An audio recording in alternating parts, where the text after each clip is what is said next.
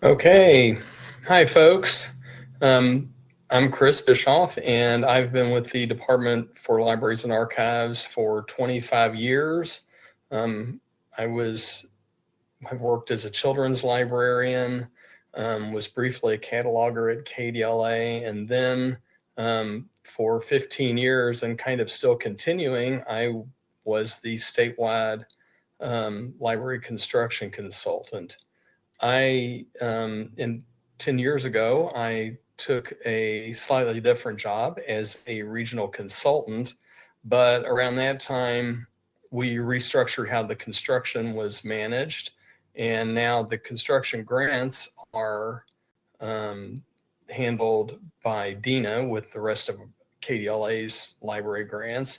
And I'm still holding on to kind of bricks and mortar practical questions because I come from a construction family. So that's how I was able to start as construction consultant. My first job, I was about 8 years old, was cleaning copper pipe fittings for my uncle and my dad, who are both master plumbers. So that's kind of the construction side of where my construction geekiness comes from. Anyway, we will move into our program. And I think everyone knows me, or most of you know me. I'm very informal, so don't hesitate to ask questions. Tricia will help monitor chat and we'll jump in if there's a question. But we don't have to wait till the end. There should be time at the end for some questions too, but don't hesitate to ask for clarification or thoughts as we go along. All right, so we'll start out kind of general. So when you're doing construction, and this would really apply for any kind of serious, if you're doing really serious renovations, but I tend to think of construction planning being for if you're doing some kind of new building or expanding a current building, or you've acquired a new building that you're going to adapt for use as a library, so it's kind of a new space. But anytime you're doing construction, of course, you want to think long term. It will be a big project. These things are not easy, and they require a lot of effort. So you don't want to get done and then 15 minutes later say, ooh, I wish we would have built another 1,000 square feet. You really want to try and think ahead so that the investment you're making of time and money and trustee time will carry forward for a while. While you're thinking long term and at the very earliest stages, it's worth remembering that you need to also plan for increased operational costs. Sometimes if an expansion is not very big, you might not have a whole lot of changes to your staffing if you're able to design it so that it's really efficient. But typically you might have more staff, or at least part-time staff or extra part-time hours. Utilities are likely to increase. Even if you have more efficient equipment, it's not at all unlikely that you'll have to deal with more utility costs, insurance, computer licensing, et cetera, et cetera. When you're going through the process, there are going to be a lot of opportunities where you're going to have to make choices.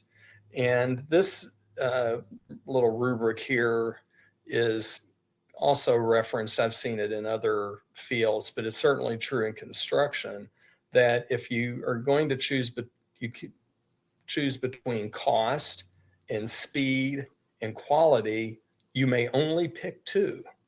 You can't simultaneously have something extremely good, extremely fast, and cheap. I always recommend please pick cost and quality. Most of our libraries in Kentucky, once a building is done, they're often occupying it for 50 years and more. So it's worth doing well. And to try and rush may not pay off over the long haul. There are three typical places where libraries start planning for some kind of construction project. And Kentucky Public Libraries have started with any of these three. So one is not better than the other. It could be a little bit about what opportunities your local library has. It could be about the taste of yourself or the board. So you can kind of pick where you want to start. Um, to start with this list, the site is a good starting point. A lot of times sites cannot just be forced to happen depending on where you're at. Sometimes even if you just had a lot of money, there may not be great sites available. So a lot of times I will suggest to a library that's wanting to do an expansion or to do a new building where they will need a new site, I'll suggest that they immediately start just kind of getting a sense, look around the community, talk to trustees that might know, see what sites might be available, because if something is available, you might want to jump on that if at all possible.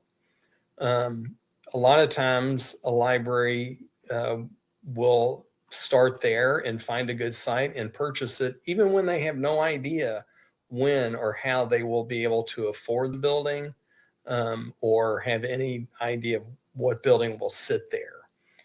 If you're starting with a site, it is a good idea to have it reviewed, at least in a cursory way, by an architect. They can visit the site, make sure it looks buildable, do a quick confirmation that utilities are available, that you'll be able to get access off the road and things like that.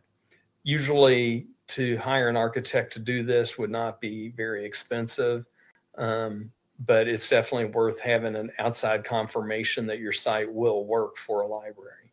And you can always call me. I'm happy to visit if I can work in the time and mileage. Starting with the architect is also quite common. Starting with the architect can kind of have a program forward approach. So you would start looking at design features and what you want the new building to do, and getting an idea of how much space you need if you're going to be acquiring a site, and what shape will fit on your current site if you're going to be staying where you're at, and things like that. When you're working with an architect to do early planning, you pay as you go.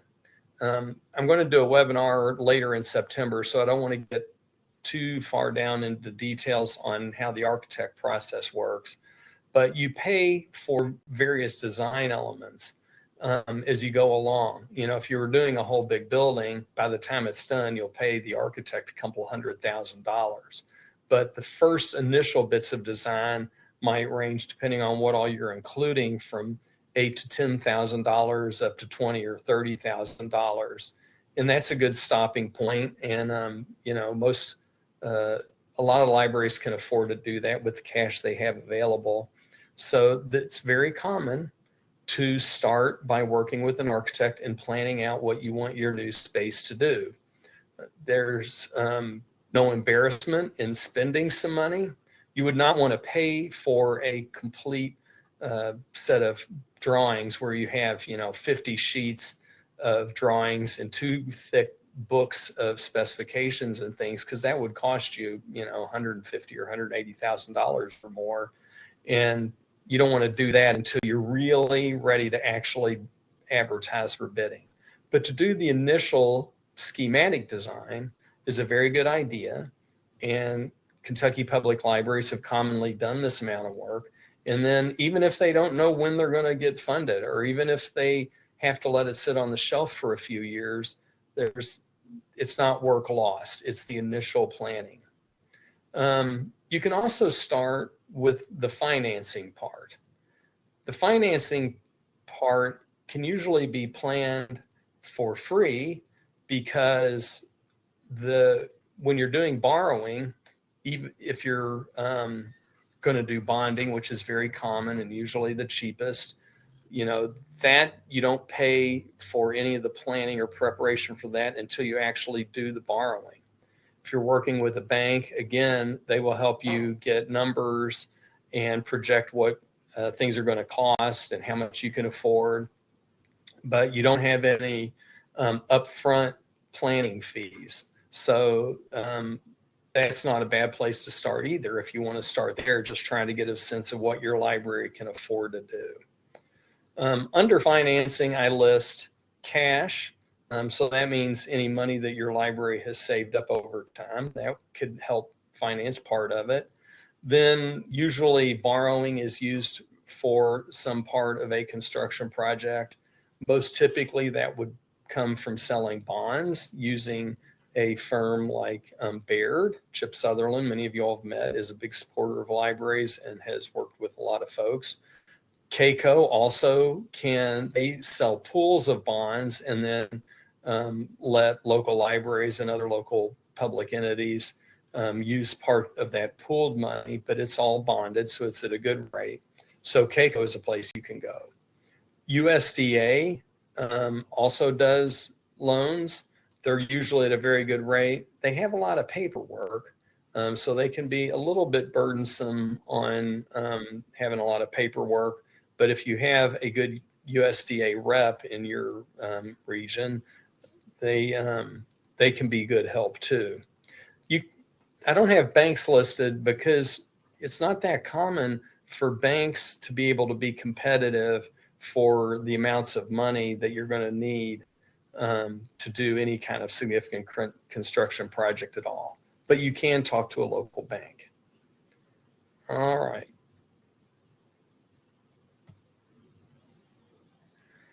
Okay, now, so those are the three places where you can start your planning kind of on the external elements of site, design, and borrowing. Meanwhile, you and your staff should just start kind of a running list, and then you could do it individually. You could have a wiki or somewhere where it's all compiled into one. But you just don't want people to forget any of the good ideas they have while they're doing their daily work. So as soon as you're getting serious about it, it's worthwhile, I think, to start just having a little list of all the things you want your new space to do. Include current functions that you need to continue, things that work well, new functions that you want to add. Why are you building the space? You may have current functions that need to be discontinued, and you may have current problems that you want to be addressed. So this is not that different than a SWOT type analysis, but you want to start early on making notes of all the things you want the new space to do. There are three principal entities when you're doing a construction project. There are a handful of others, but the three principal entities are the owner, that means the library, the architect, so that's the firm and the person that designs the building, and they really are the ones that kind of supervise all of the interactions. And then the third major party is the contractor.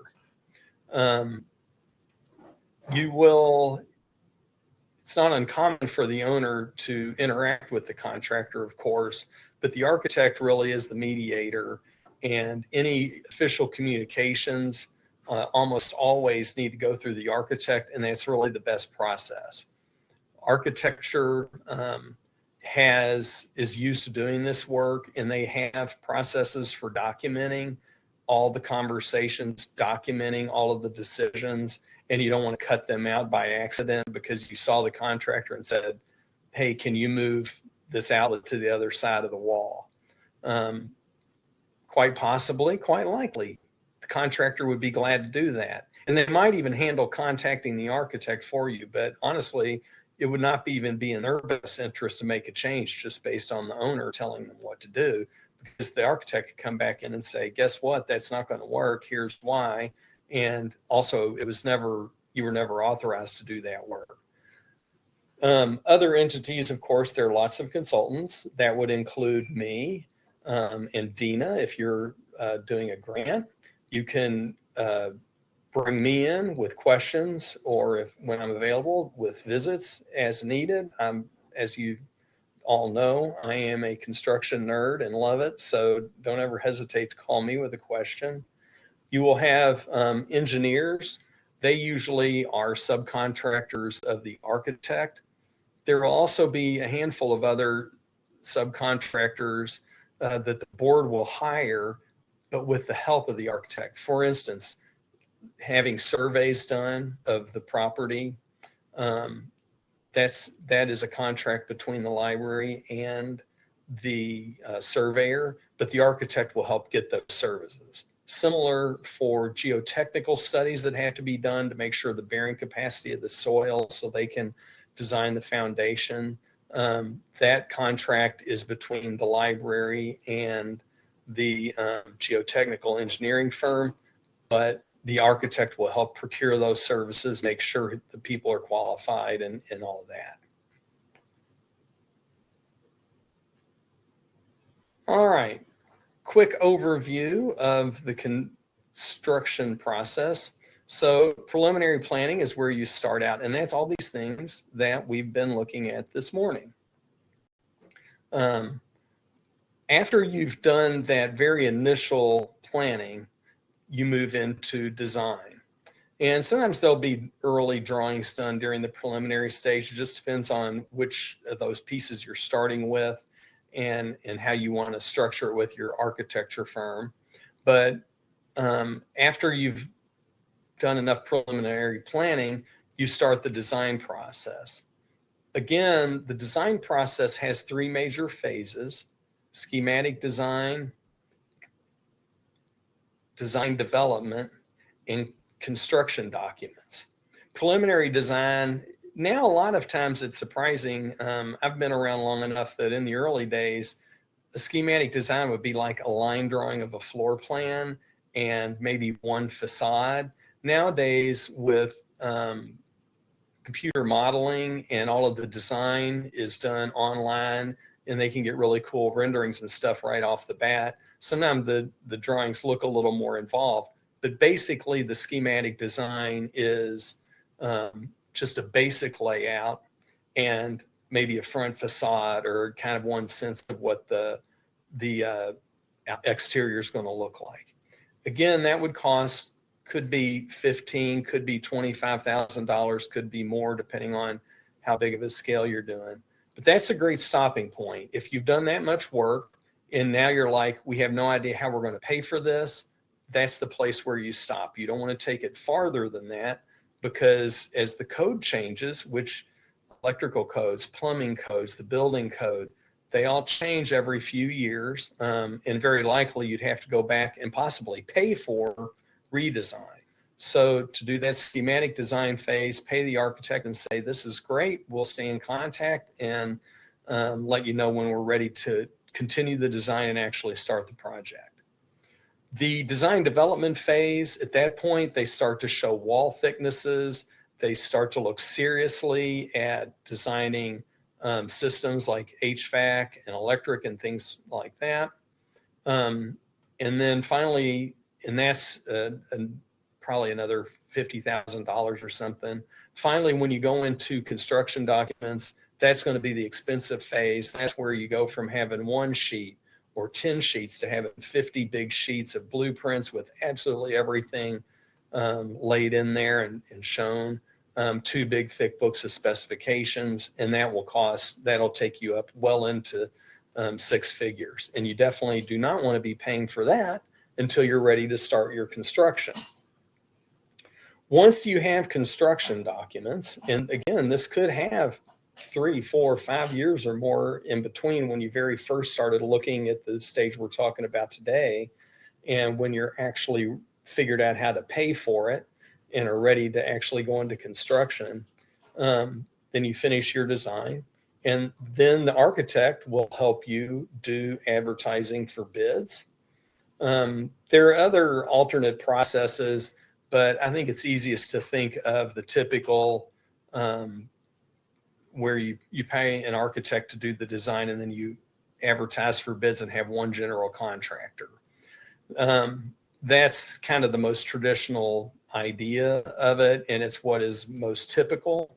Sometimes people use alternate forms of procurement, but for our purposes today, just to get a sense of how construction works, we'll assume that you're just going to advertise for bids for the whole project, and one general contractor will come in.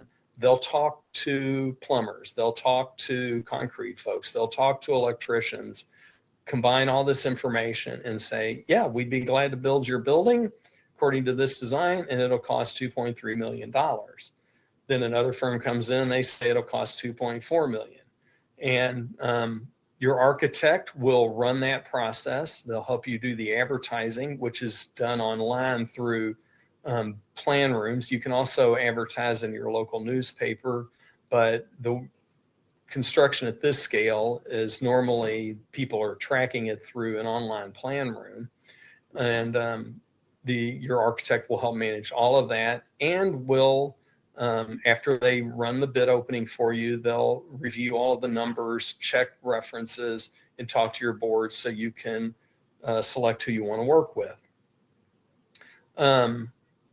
At that point, you move into construction, which is fun. You get to have a groundbreaking and see things actually starting to happen. And that typically would take 12 to 14 months if you're doing a good sized building project or new building.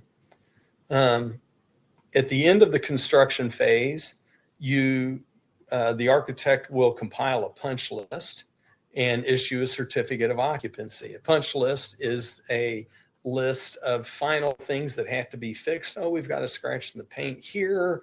There's a tear in the carpet there. The hot water still isn't working in bathroom number 103.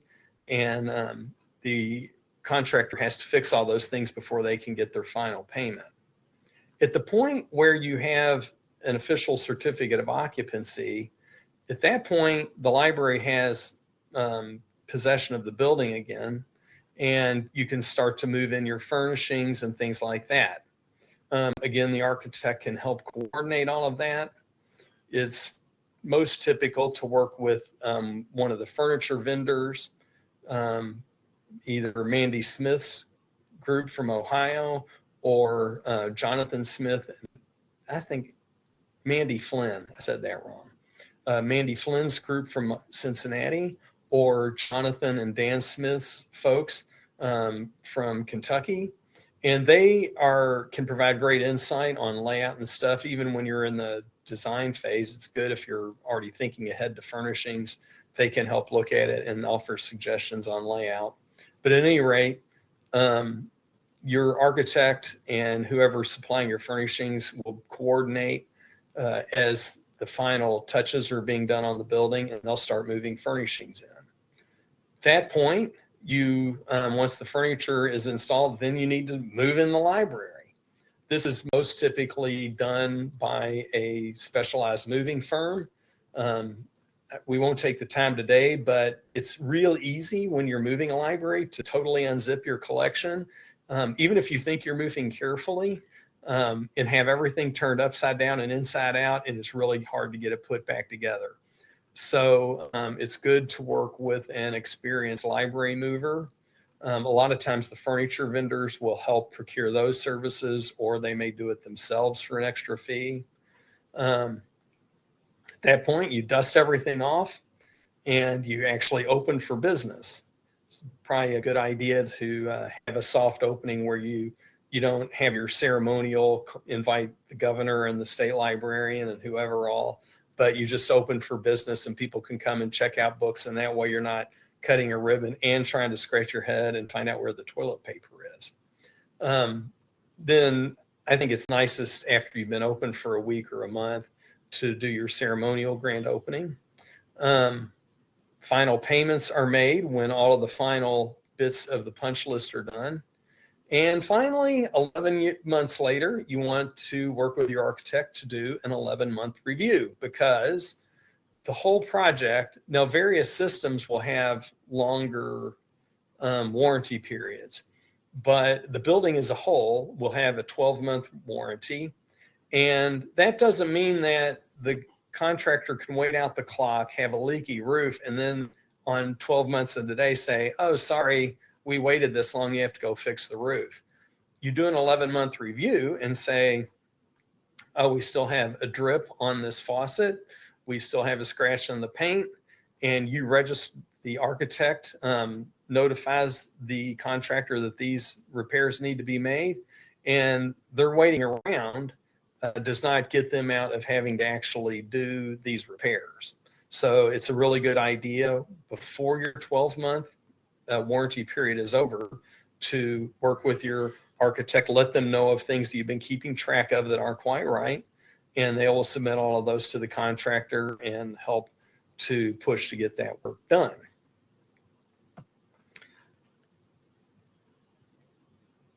All right. This is actually a good question from Pat. Depending on the size of the bill, do you recommend funding with grant money or with savings? I think both are makes sense. It's very hard for most Kentucky public libraries to save up enough money to pay for a whole construction project in cash. So usually there will be some combination of borrowing and and then also some combination of savings. You don't want, if you're in a perfectly good building that's been recently done, you want to be careful about just socking away a lot of money for some theoretical future building project. Because if you have millions of dollars sitting around and you don't really have a need for a brand new building, that's going to become, maybe put a target on your back with fiscal court or the state legislators or whoever, local politicians. So you want to be a little bit mindful of how you're planning your reserve funds to coordinate with when you're actually going to need them. So I think you want to be careful about just stockpiling money. But it is good if you have several $100,000. That can be a great benefit in being able to buy property if you need to, and being able to pay an architect to start doing some of that preliminary schematic design. If you've got money there, then you can do some of the early planning. So it's definitely better if you have some cash. Most libraries these days do have a chunk of cash on hand that they can use for some of those early pieces. Now, speaking of construction grants, we won't spend a lot of time here. It could be its own whole webinar, but right now we do not have any construction grant funding available or expected. So I'll just lead with that. How our construction grants work is they are debt retirement grants. Way back when I started, they changed our program because used to we would give about $1 million away every year, and that would be divided up among 3 or 4 libraries, so everybody got about $200,000 or $300,000, which is a big chunk of money, and it's kind of helpful. But if you're needing to build then $1 million building, and you had $50,000, which then would have been a lot, and now you have $300,000, $350,000 does not build $1 million building or an $800,000 building. So they restructured the grant program so that when a grant is made, it's made over a period of 20 years. So for that first round of grants, for instance, we did about 12 projects. They each got, it ranged from 50,000 to 150,000, depending on where the library was and how much need they had. But those grants continued for 20 years. So it kind of helps make your mortgage payment. You might, if you were thinking of your own home, it's the equivalent of we're helping make your mortgage payment. Our grant program is intended to help libraries that are most in need. So it is not uncommon for KDLA grants, when they're available, to pay for half or more than half of the construction for a library. Pat from Grant County, as he well knows, they got a grant in that first round, and it paid for most of that new building. At that point in time, the Grant County Library had very little capacity, and our construction grant paid for most of the original new building that just got expanded a few years ago. What to expect? The grant programs, we never really have a very good idea of when we might get funding. It's always kind of a question mark. And usually during the legislative session, we'll ask for construction money. In most years, we don't expect to get it. Some years we think we're going to get it, and then come April, we do not.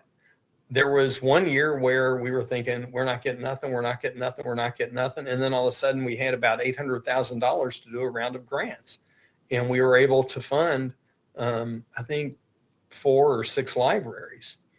So one advantage to doing this early preliminary planning, including buying a site, including paying for a schematic design, including starting to do some preliminary financial planning, is if all of a sudden in April we say, guess what, it looks like we're going to have grant funds and you need to start the first part of the application process in 6 weeks, that doesn't leave much time for a library to have done zero planning and say, oh my gosh, we need a new money, we need a new building. Now financing is available, might be available.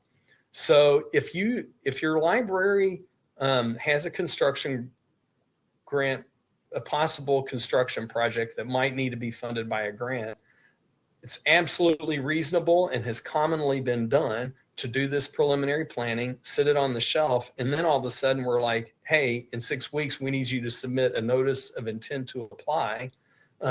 You pull that information off the shelf, you call me, you call Dina, you call your architect, and you say, hey, we're going to be applying for this grant here in 6 weeks, and you've got a great leg up on starting. So I think we'll let it go at that. I'm looking at our chat to see if we have any grant questions before we move on. I'm running a little bit late.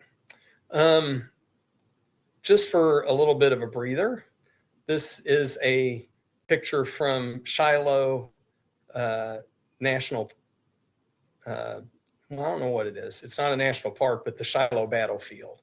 At any rate, my parents and I visited Shiloh. We like doing little history trips.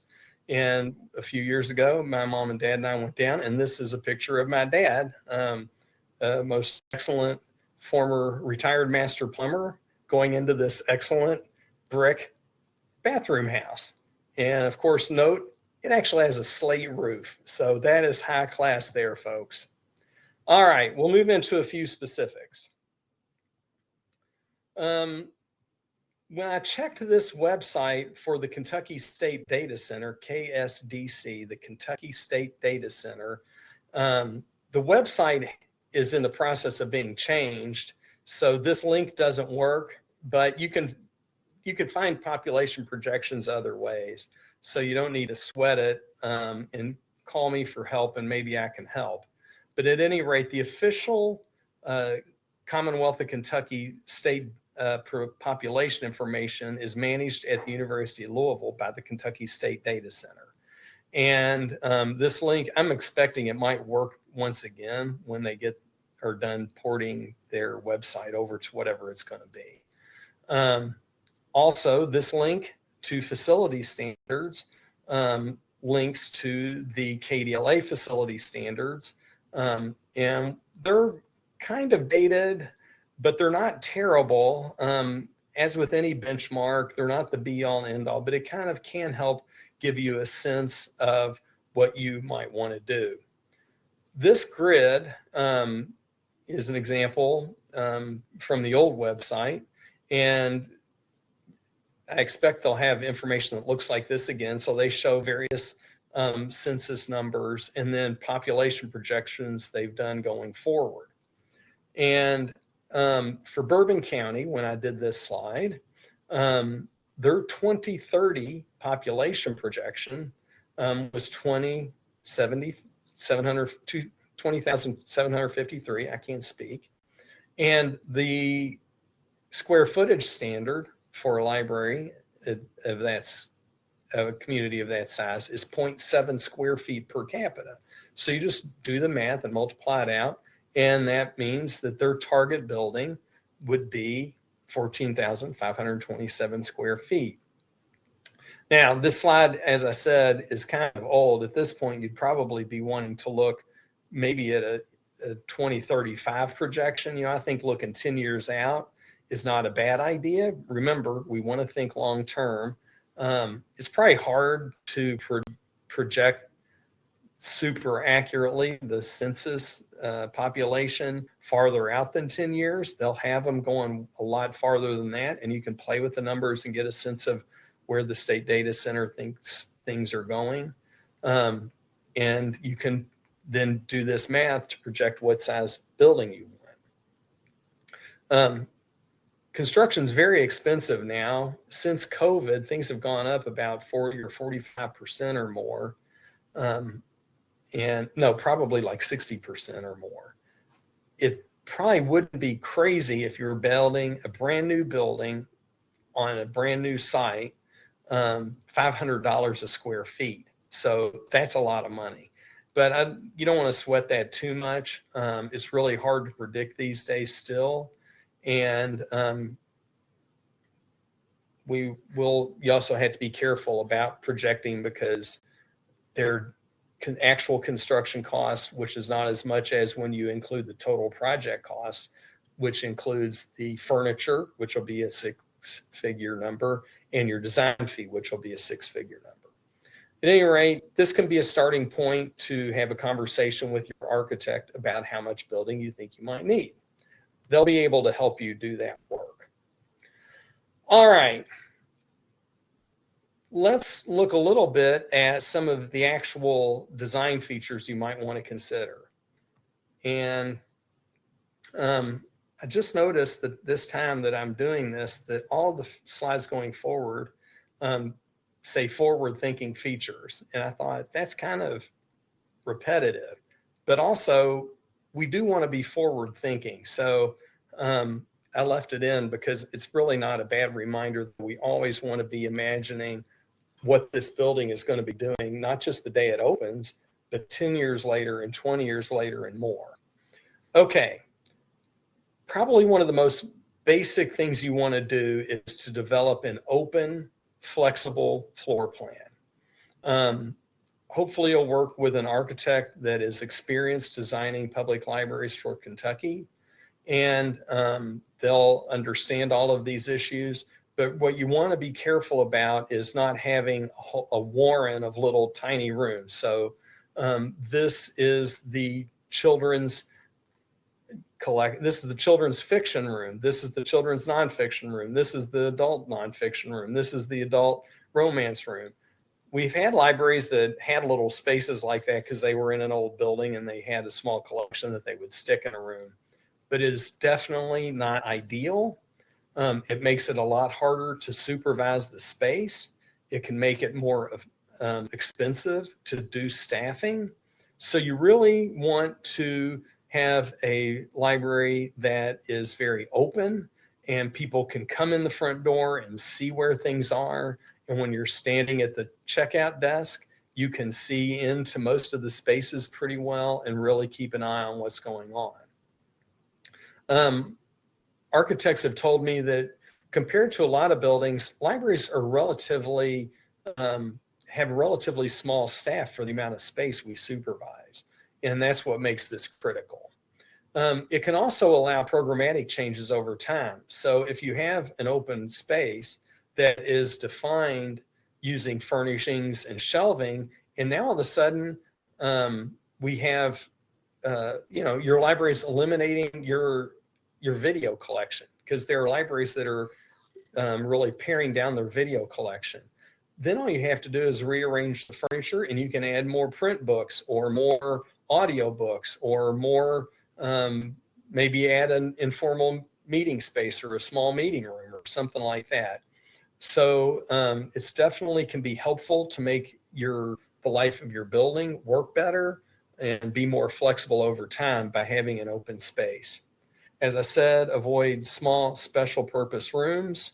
And also I think it's worth being careful about small rooms that are appended to the main building. So we have a few libraries and it works fine. There's nothing wrong with it, but there's like a story time room that's added onto the main building. And I just don't think it's a good idea. I think it's better to have one contiguous space that you can keep flexible and reuse all of it as needed as times change. All right, focus on life cycle planning. This sounds vague, but most typically when you're talking to an architect about life cycle planning, that means when you're looking at systems, from roof to HVAC to your electrical or your data, that you want to try and plan so that it'll work down the road. So you could move into your building, put on the cheapest roof, and put in the cheapest HVAC system, and that's going to get you in the building for as little money as possible. The thing to remember is a lot of times when you're finally able to do a whole construction project is the one time that you have money. And you might be better off to try and get together enough money and invest enough money to have better systems that will last a longer period of time. It's typical to assume that if you have a better roof, if you have a more efficient and longer lived HVAC system, it's going to save you money over the long haul. So this is just a little note that it's worth trying to plan for that. We're going to talk a little bit more specifically about roofs and windows and things going forward. As far as HVAC, there are lots of really efficient systems available now. Your architect will understand what the options are and what might work well and help you think about it. But it probably won't be a plain old gas furnace with a plain old air conditioner, because that is, there's usually not energy efficient as various types of heat pumps, including geothermal, which is common in public libraries.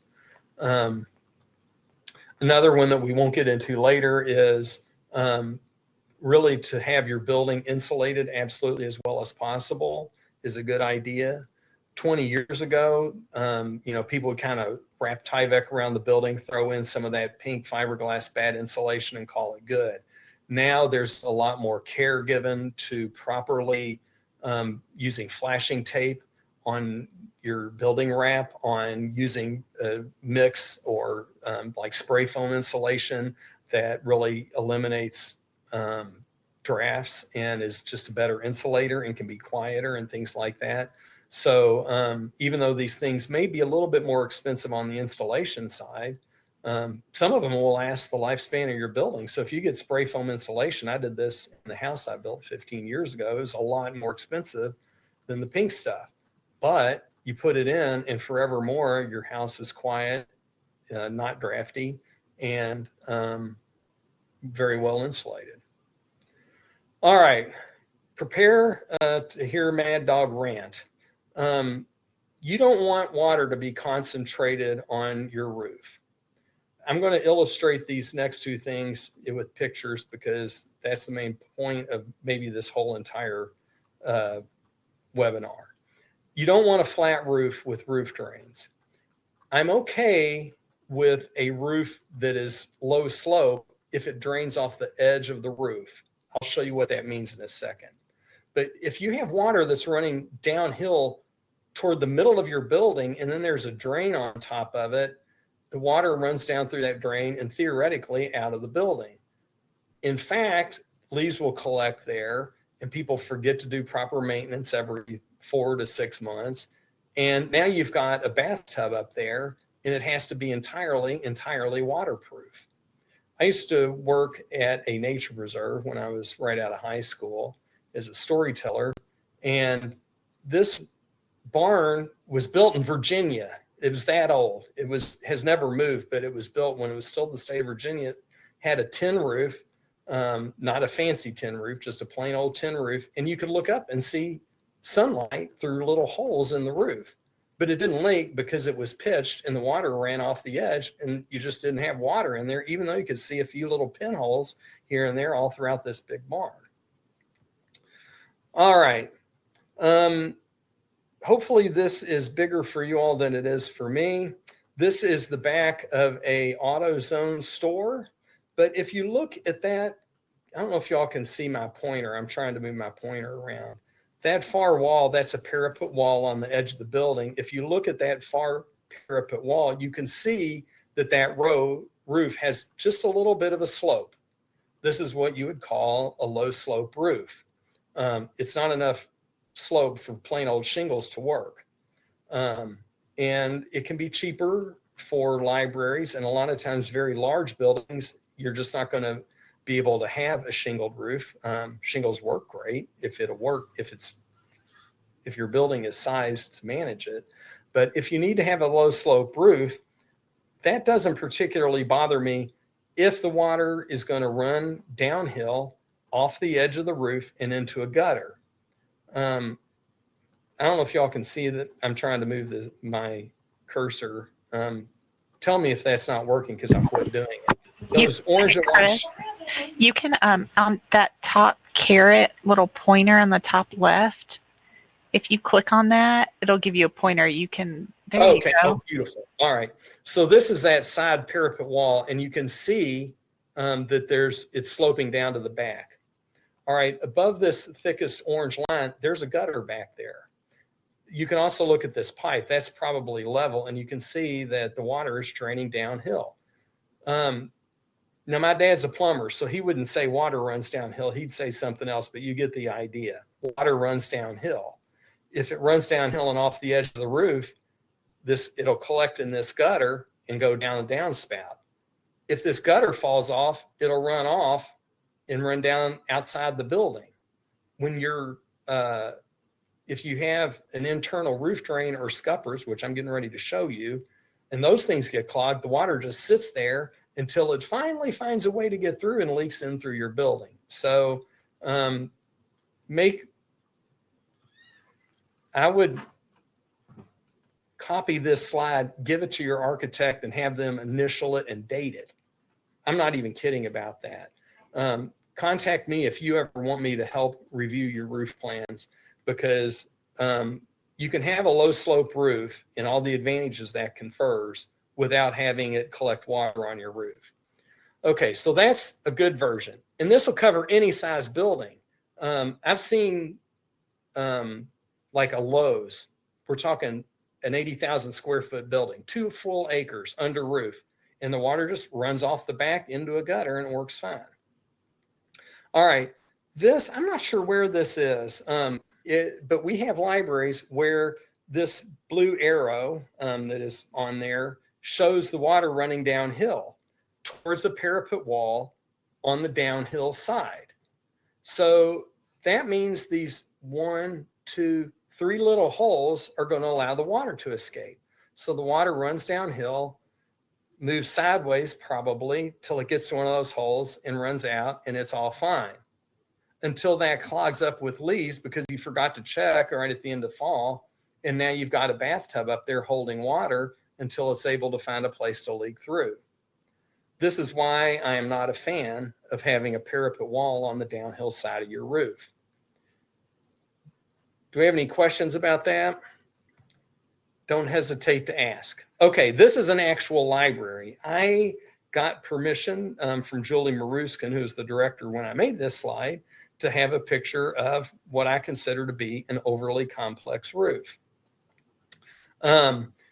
It's got a cupola, which that's fine, but it's kind of a doodad that looks nice, but it's probably going to be hard to finish. We've got dormers, which serve no actual purpose. Even if they were letting in a bit of light, you now have areas where the it's really hard to flash these vertical walls, even on the side. So it's not running downhill to that side of that dormer, but it's running down next to it, and water likes to run up under those, and they had roof leaks. This is a valley. I hope you can see it. It's really small on my screen. But that means that you've got 2 roofs that are kind of pointing at each other, and then the water runs downhill, hopefully, and off the roof. It's concentrating water on those 2 roofs down in this little valley, which is exactly what it sounds like. Now, this green arrow is pointing to what you would call a hip, and that's the opposite of concentrating water. All of the water runs down and it runs off the edge. On the other side of the hip there, it's running down this way and off the side of the edge. Bottom line, I know you're not going to be an expert at roofs. This is something I've been fiddling with my whole life, so I just understand how it works. But it's definitely worth pondering and thinking about and asking your architect about. And if you're not don't feel confident in making sure that the water's running off your roof into a gutter, contact somebody who can help, like me. All right, don't do this. This, of course, is the famous Goose House in Hazard. And, the 50s were great. People had visions. I'm going to build a hotel that looks like teepees, incorrectly call them wigwams, and people will pay to stay there. This person, some guy in Hazard had a vision that he wanted to build this building that looked like a goose, and the windows are kind of goose egg shaped, and the building itself is egg shaped, and it has this great goose head on top. It's really cool to see. And I'm glad that they have it. Do not build your library this way. All right. Don't have a whole lot of time left, so we're going to zip through. This is a little bit more obvious, hopefully. On lighting, daylight is good. Too much daylight is not better. So you really want to be careful about windows that are high in the wall.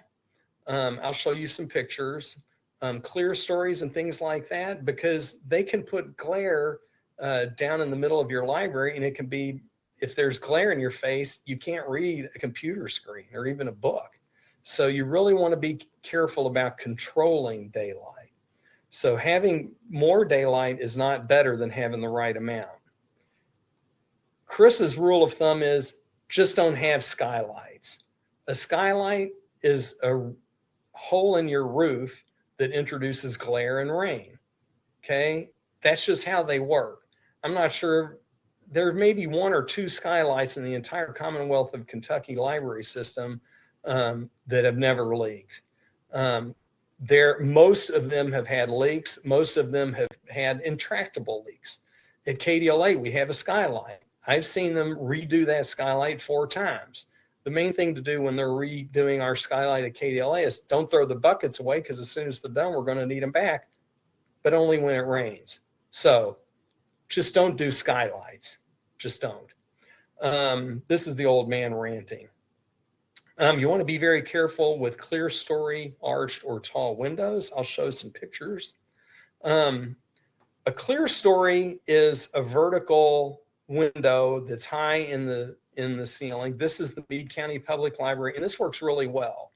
You can see that it's just a little pop-up and with vertical glass so that it's not hard to keep it being waterproof. And when you're inside here, that glass is heavily frosted. It is not clear. It is the heaviest frosting they can get. And you can, even at that, it just has a very nice glow and provides a lot of nice light down into the middle of that building. Tinted windows usually are less satisfactory to people. That's like sunglasses, and they feel dark, whereas if you have white frosted glass, it feels lighter, but it can really cut down the glare. And I would always say just get the heaviest amount of frosting you can, because it's not hard for the sunlight to be brighter than the screen of a computer or somebody's laptop or phone or book that they're trying to read if that's behind them.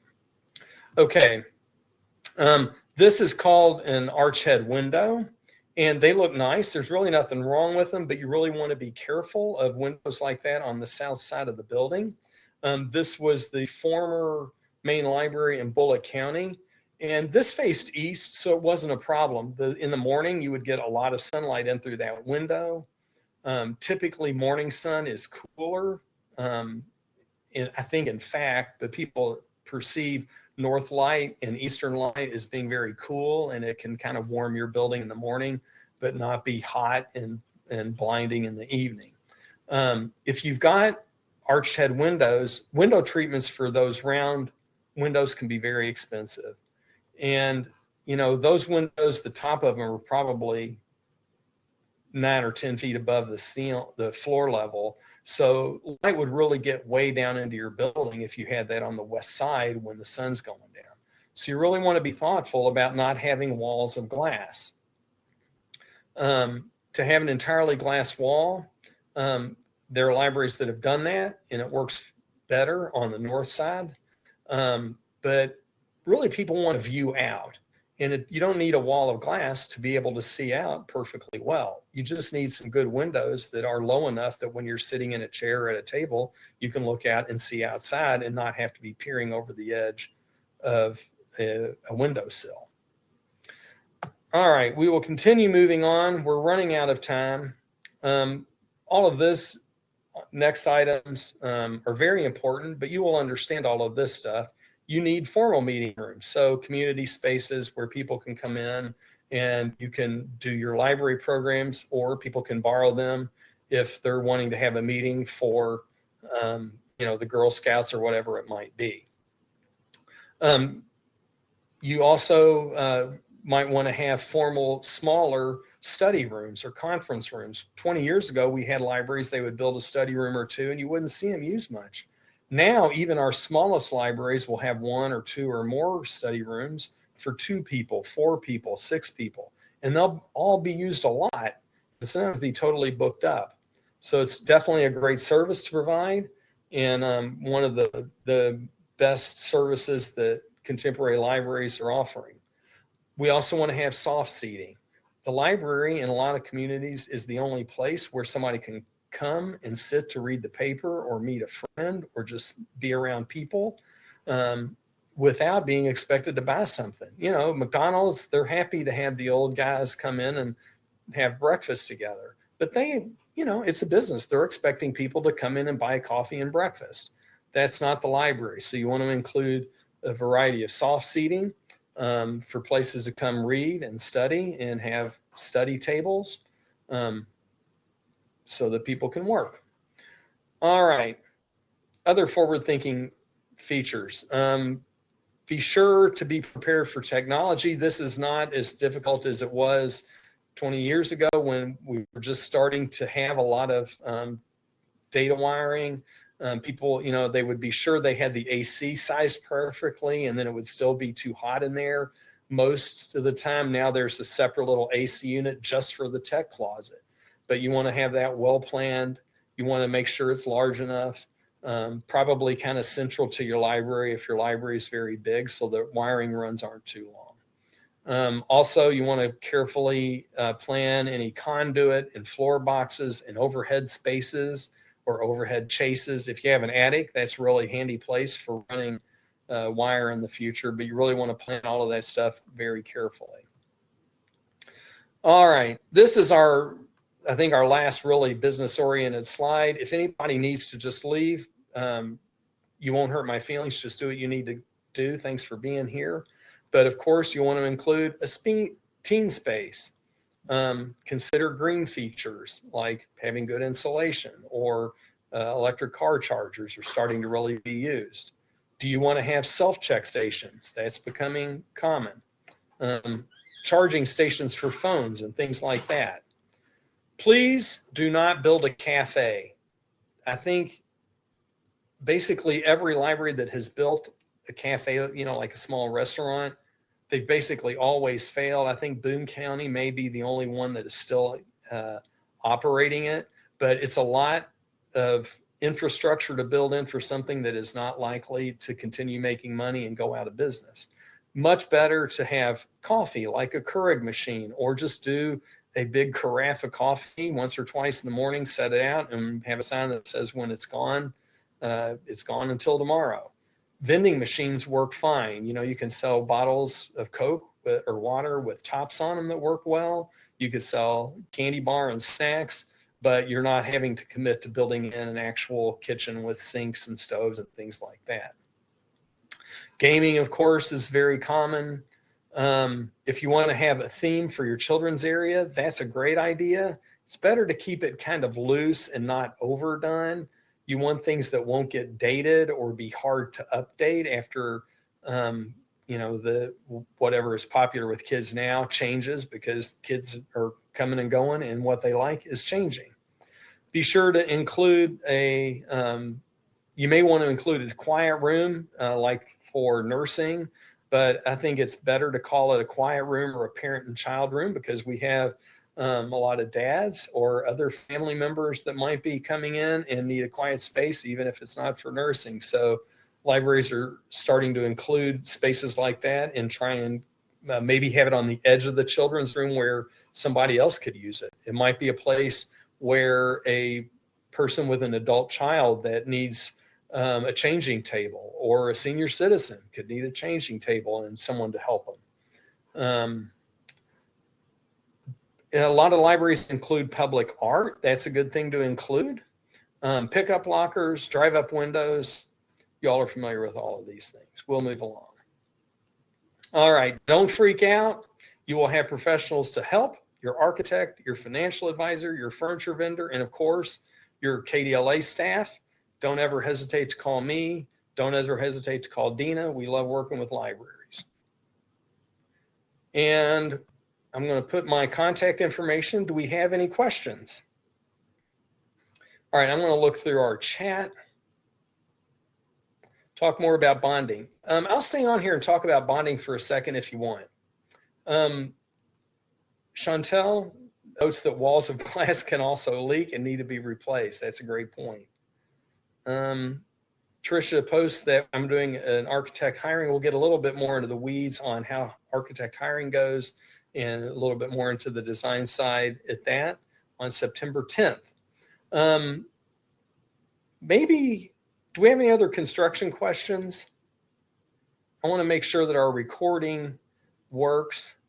And then, Tricia, can we trim this, or should we turn the recording off, or can you run it a little bit long and I'll talk briefly about bonding? Yeah, we can keep it going if you want to talk about bonding. That way it's captured on the recording. That'd be great. Yeah, let's do that. That's okay. Fine. And then if it runs too long for somebody, they can always turn it off now. Yeah, if people okay, need to know, they can. When Chris, you asked about bonding, and that's a great question. Man, when I started out, you know, now I can kick around six-figure numbers, like I've got $1 million that I'm spending every day. When I started out, you know, we're talking about these vast sums of money that we just never practically deal with spending in our normal life. Even if you're a library director, you're not spending a couple of $1 million at a time. So when I was starting out as a construction boy, I would break out into a cold sweat when we would look at the size of these projects, which were a lot smaller then than they are now. Bonding was even worse. I'm not a great mathematician. I can do math if I'm got pencil and paper, but the idea of bonding, I just had no comprehension of how it worked. Bonding is a type of security, and because you're a government entity, you can sell, I guess they're municipal bonds. You're not a municipality, but essentially it's the same thing, which is, it's just a kind of government issued debt. And because it is secured for most libraries by your taxing capacity, the rates are really low. Bonding is almost always the cheapest way of borrowing, so it's a good thing to do. But it sounds super obscure to those of us who've only ever bought a car or bought a house by going to a bank and getting a loan. I think the bottom line is, when you go to the bank and you sign all the paperwork, even just for a car loan, there are all these pieces of paper flying by and they tell you what it is.